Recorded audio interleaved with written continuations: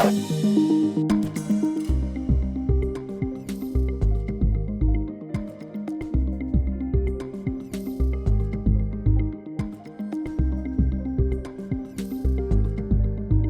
now, from the CFTK-TV studios, this is Open Connection with your host, Robert Pictou.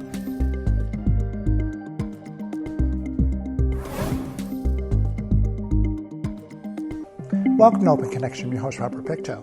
Our show today comes to you from the traditional and unceded territory of the Tsimshian people. First Nations Emergency Service Society of British Columbia's mission is to assist First Nations in developing and sustaining safer and healthy communities by providing programs and services. We begin today's Open Connection with Fire Services Coordinator Elisa Huma.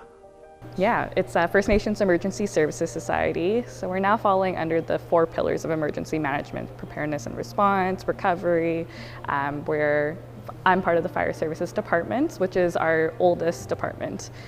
We have 14 programs currently. So we provide smoke alarms and fire extinguishers for all 204 nations in BC. It's just an easy process to apply online. We do driver pump training, we do exterior operations training, team leader, firebox training. I'm now a Fire Services Coordinator with First Nations Emergency Services Society. A little different, but we all find our way. Once I got the job through a friend who I used to work with, I started doing data entry with Finesse through use a data sharing app called Lightship. Started with that, joined Fire Services, so it's been a year and a half. I started taking courses at the JI down in Vancouver, and it's just kind of sparked my interest for fire safety and public education, and that's now where I'm going with my career. I mean, it was completely different as when I was transitioning. We hadn't put on events for a couple years, and when I came on, that's when events were reopening slowly. So it was just a lot of learning and obstacles to go through, but it's been exciting. I mean, previously in this past May and June, we held the first Indigenous firefighter competition since COVID. We had 7 departments come by into Esquimalt Nation. And we went to nationals recently in Prince Albert, Saskatchewan with our team, and our Team BC came in 3rd. But it's just been exciting now having events open up like our youth boot camp, but it's definitely been an interesting transition since COVID. So Sykes Fire Department, which is around Vanderhoof, BC, they took first place with our BC competition in June. The winning team, goes to nationals against every other province. Their territories weren't involved for this year. And they basically there's an evolutions manual that they follow. They go through different drills, time it, and our Finesse also helped practice with them before they went. So we just try to get them prepared, and it's a nice trophy to take home to communities and show the community what they're doing, since they're a volunteer fire department. Not always do community members get to see what they're doing every day, but they're spending their time away from the families and away from their children. So it's exciting to come home, take 3rd place from nationals, and show how hard everyone works. I mean, the last boot camp, we had 10 girls join, which is huge and great, and a lot of them, I think more than half, wanted to become firefighters, which is exciting, and a lot of them were smaller than I am. But yeah, our primary demographic is First Nations youth. For anyone under, we range it from grade 9 to grade 12, and for anybody to join that would like to come by. And right now we target on reserve schools, but off reserve as well. We're branching out this year. You do have to be fit, you do have to go through some physical qualifications, but there are so many different aspects to fire services and career options. There's not just firefighting. So you can do public education, which is primarily where I'm taking my career into. So you can do courses slowly, and you don't have to finish schooling all at once. You can take courses whenever you'd like. You can take them online, you can take them in person, and there's so many scholarships and bursaries available for Indigenous students as well. The exciting stuff for students is, putting on the turnout gear in a time, because having them don it is what they call it.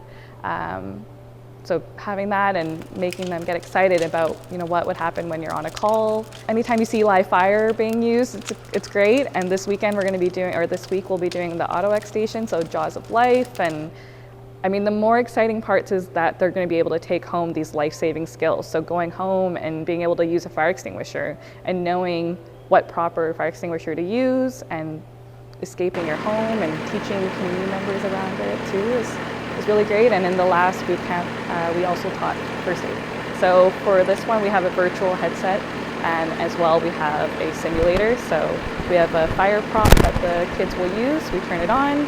We now know how to use fire extinguishers, so we usually use recalled fire extinguishers instead of wasting them. They get to use a real one and learn how to do it. So we just teach them that. The virtual headset, it's pretty cool. It's very 2022. They just put it on. You can go through different simulations. So we usually do a kitchen fire, have them choose which fire extinguisher to use, and then it actually has the real fire extinguisher. So they have to pull the pin out, sweep, press it, so it's pretty exciting.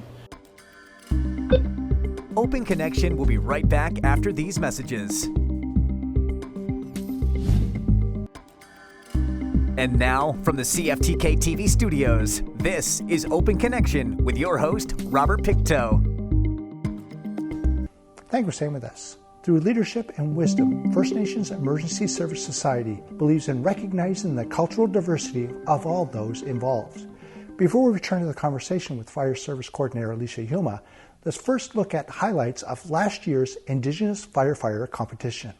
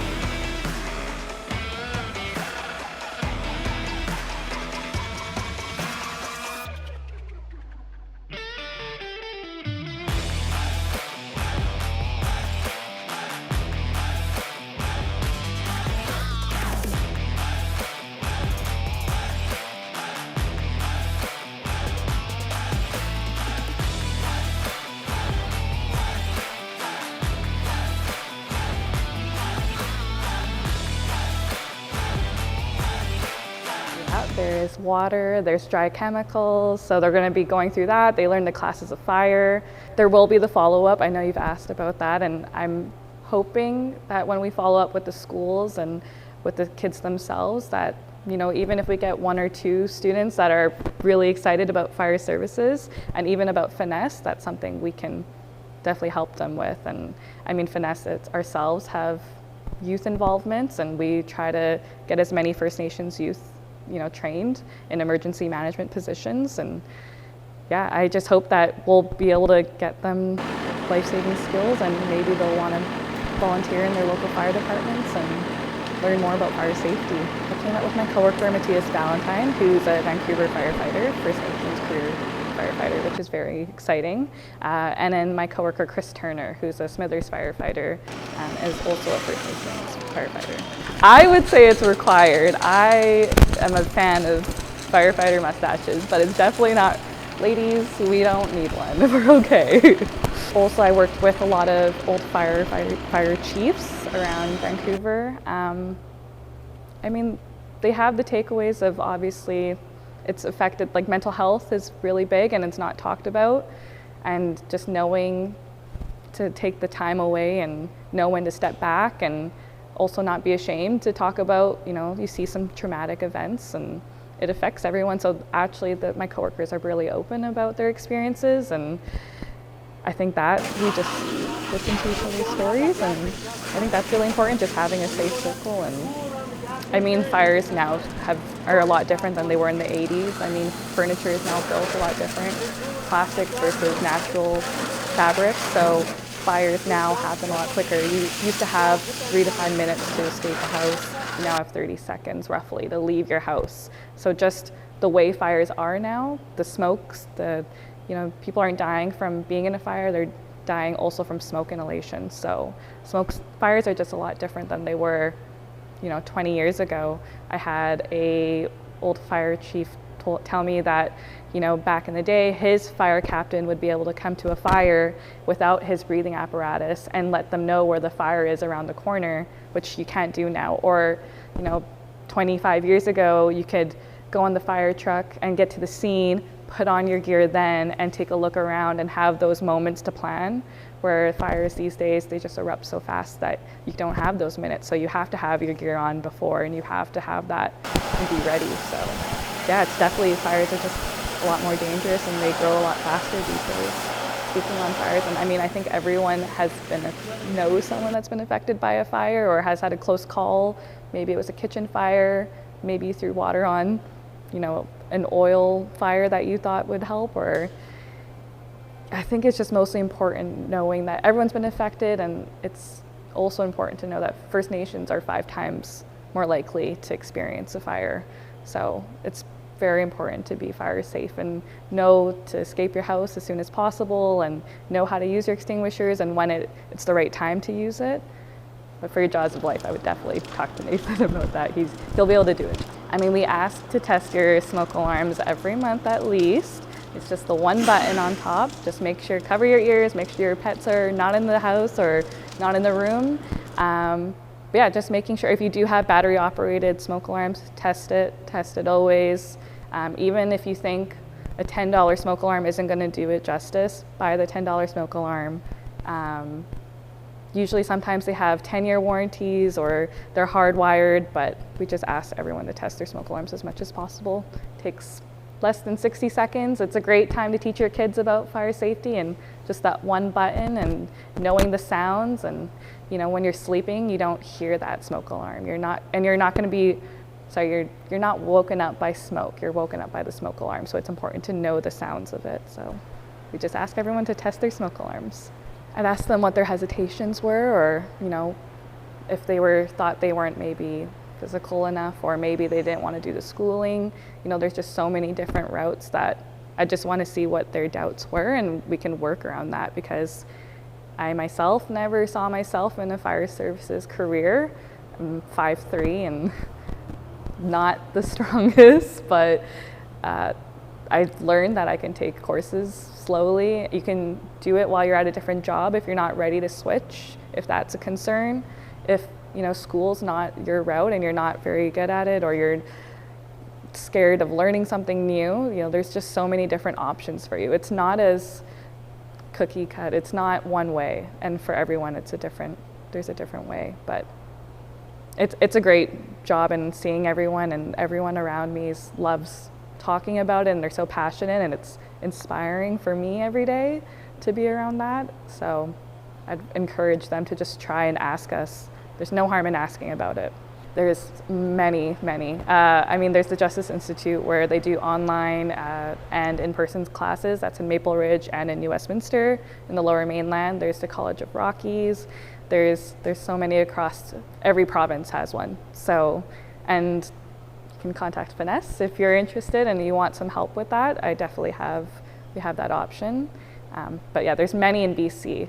There's fire medics, if you even contact your local fire department, they will let you know the route too. Open Connection will be right back after these messages. And now, from the CFTK-TV studios, this is Open Connection with your host, Robert Pictou. Welcome back to Open Connection. Emergency support services provide short-term basic support for people impacted by disasters. Trained responders are critical to the delivery of ESS. FNESS offers free online emergency support services training sessions. For more information, please go to their website at fness.bc.ca. Let us return to the conversation with Lisa Huma. What's going on? Yeah, we're putting on a 2-day firefighter youth boot camp for First Nations youth around Terrace. They're going to be going through some life-saving skills such as fire extinguisher training. We're going to be putting them through turnout gear demos. We're doing fire and hydrant hose laying, hose rolling, and they'll be going through the AutoX station. It's just to have youth be excited about firefighting careers and training and take that back into their communities and hopefully volunteer with their fire departments. And we've been having requests from around the province for this boot camp. We put on our first one since COVID, so since 2019, last week in North Vancouver. It was well received. We did it with 3 municipal fire departments. So we were really excited to partner with Kitsim-Kalem and Thornhill and Terrace, so it's been very well received. Our demographic does hit First Nations youth. That is primarily what we would like to see. At the previous boot camp, it was open to all students in secondary school. We have not yet, but we have had some youth from our last boot camp last week that have already been interested in joining the fire department. So we've been following up with them, the 2 students, the department's following up with them, and we're going to ensure that they get involved. Even having our coworkers, you'll see some of them in our boot camp that are part of their local fire department, so a lot of our coworkers are. Our hope for this whole boot camp is to inspire youth to just join fire service careers, and it's not just firefighting, it can be a lot of different opportunities, so that's our general hope, is that to inspire youth to join firefighting, and also sustaining safer communities. That's going home and checking their smoke alarms, knowing where the fire extinguishers are, knowing how to use them, being able to protect the elders in their community.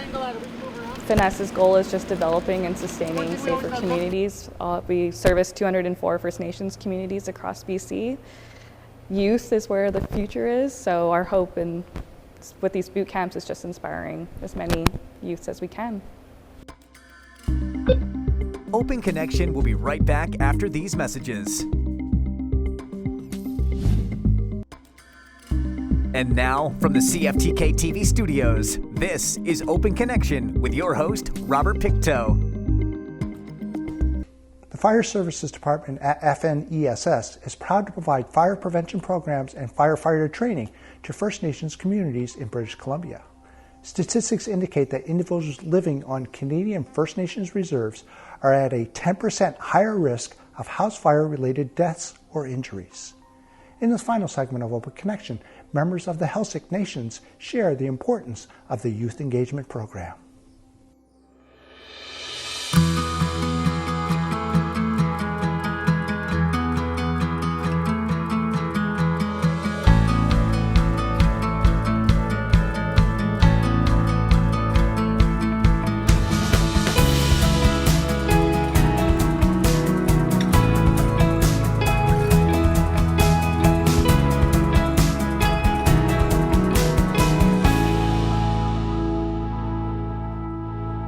Fire prevention and all aspects of safety are really important to maintaining our lifestyle in our community.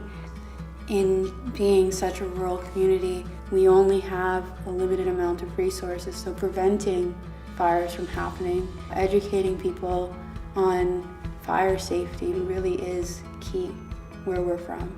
In fire services, we support Finnesse's vision by enhancing the health and safety of our Indigenous communities.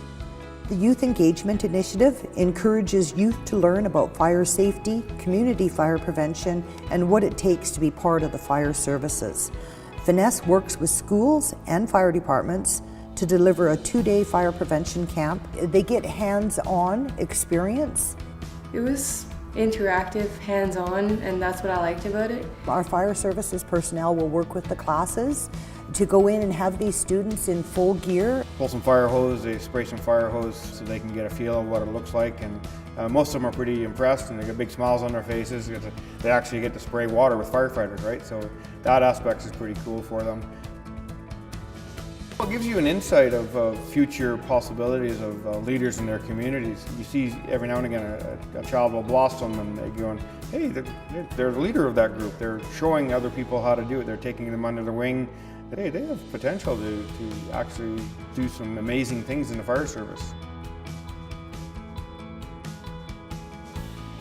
We will also have the students or the participants do a presentation where they'll initially go out and present on a specific subject. Of course, it also builds the self-confidence of the students to be able to do these presentations. So the fact that it was interactive and hands-on and you got to present about it, that was really fun. It was also my sister's, one of her first times public speaking, and she actually did really well. And a lot of questions were actually answered by those who were doing the presentation themselves and not just the facilitators. So they really got to share their knowledge and what they had learned just a few hours or a day prior. Oh yes, they're engaging, especially our school programs. The youth will learn about the reality of house fires, the critical fire safety equipment needed in every home, and practical fire prevention skills. The more education that we can give our youth, because the youth bring that back home and get their parents involved. Hey, let's do a fire escape plan. Let's check our smoke detectors, check our carbon dioxide detectors. So they involve their parents and they involve their brothers and sisters, and it just spreads from there. So and with that knowledge that they have, they can detect hazardous situations earlier. The more safe you can make your homes that you live in, the chances of fire starting is even less. So that it's just a really good opportunity for the youth in the community. Gathering Our Voices focuses on enhancing the skills and knowledge of our Indigenous youth. The 4-day event is organized in conjunction with the Aboriginal Friendship Centre. We really take the opportunity to develop leadership skills. We will work with a municipal fire department, take them to a fire training ground where they can get hands-on experience with real firefighters and learn what life is like being a firefighter. Of course, that's a perfect opportunity for us to open up the doors to a potential career for them in the fire services. I would recommend this to every aspiring young individual that I know. I feel like I gain a lot of experience that I never would have had before. I gain a lot of opportunities that I never would have had before. It is important for everybody to know fire prevention. It's important to know everything that you can about keeping your community safe. If you educate them when they're really young like that, it carries with them the rest of their lives and empowers them to give them the responsibility to help one another. It's extremely rewarding to watch our youth that have come up through our youth engagement programs pursue a career in fire services. We know that they're supporting Vanessa's vision of healthier and safer Indigenous communities. Thank you for joining us for this episode of Open Connection. The greatest distance in the existence of man is not from here to there, but the connection from his mind and heart. If we can conquer that distance, we can soar like an eagle and realize our immensity within. I'm Robert Pictou.